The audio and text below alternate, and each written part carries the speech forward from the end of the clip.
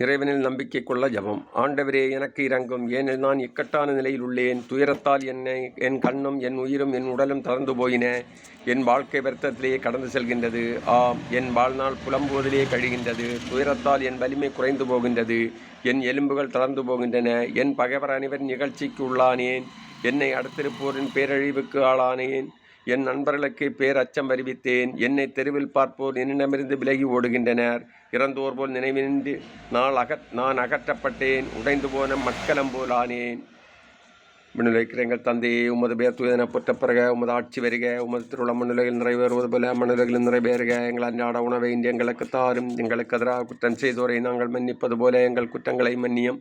எங்களை சோதனைக்கு உட்படுத்தாதையும் தீமையில் எங்களை விடுவித்தள்ளும். ஆமென். அருள் நிறைந்த மரியே வாழ்க, ஆண்டவர் உடனே.